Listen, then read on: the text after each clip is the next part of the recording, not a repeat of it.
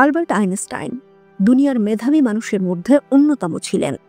এতটাই প্রতিভাবান ছিলেন যে 1000-এর বেশি বিজ্ঞানীর কাজ একাই করতে পারত তার মস্তিষ্ক। যে জিনিস আমরা সাধারণ মানুষ বোঝা তো দূরের কথা, কখনো ভাবতেই পারি না, সেই বিষয়গুলো নিয়েই আইনস্টাইন কাজ করতেন এবং পুরো দুনিয়ার কাছে দুর্বোধ্য জিনিসগুলোই সহজ করে দিতেন। নিশ্চয়ই জানেন পদার্থবিদ Albert Einstein theory of relativity E=mc² সূত্রের আবিষ্কারক।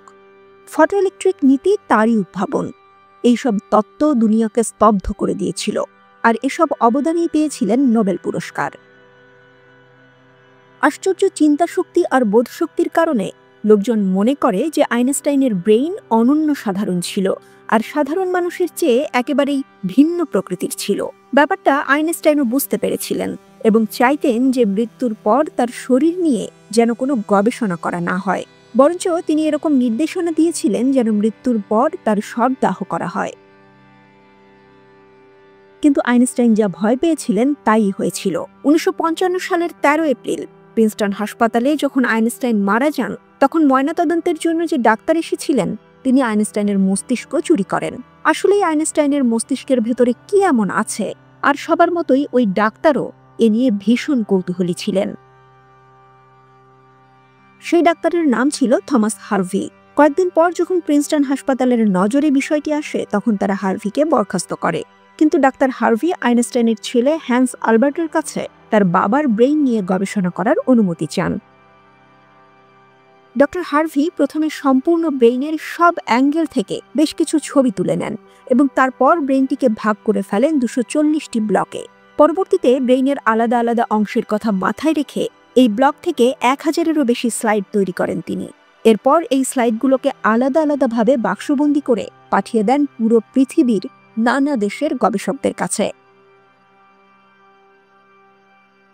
1985 সালে আইনস্টাইনের ব্রেইন নিয়ে প্রথম গবেষণাপত্র প্রকাশিত হয়। এরপর থেকে অসংখ্য গবেষণাপত্র প্রকাশিত হচ্ছে। তাদের গবেষণা থেকে পাওয়া তথ্য অনুযায়ী আইনস্টাইনের ব্রেইনের সাথে সাধারণ মানুষের ব্রেইনের ভিন্নতা প্রমাণিত। সবচেয়ে বড় পার্থক্যটা পাওয়া যায় মস্তিষ্কের কর্পাস কলোসাম নামক অংশে। মানুষের মস্তিষ্ক দুটি ভাগে বিভক্ত।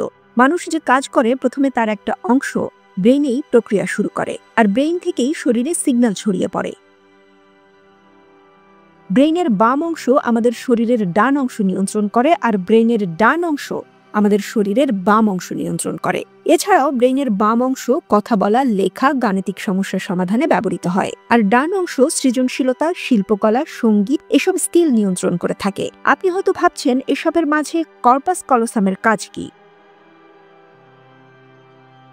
যখন আমাদের ব্রেইনের ডান অংশ কোনো ভুল করে, তখন তা সংশোধনের জন্য ব্রেইনের বাম অংশ থেকে সংকেত আসে, আর এই সংকেত আদান প্রদানের কাজটাই করে থাকে কর্পাস কলোসাম।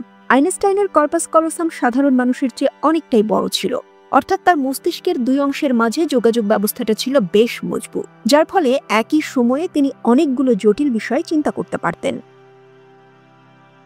আইনস্টাইনের ব্রেইনের সেরিব্রাল কর্টেক্স মস্তিষ্কের বাকি অংশগুলোর চেয়ে অনেক পাতলা ছিল, এবং এই পাতলা অংশে নিউরনের ঘনত্ব ছিল স্বাভাবিকের তুলনায় অনেক বেশি, যে কারণে তার গাণিতিক দক্ষতা ছিল অদ্ভুত। এমনকি জটিল গাণিতিক সমস্যা তিনি কাগজ আর কলম ছাড়াই সমাধান করতে পারতেন।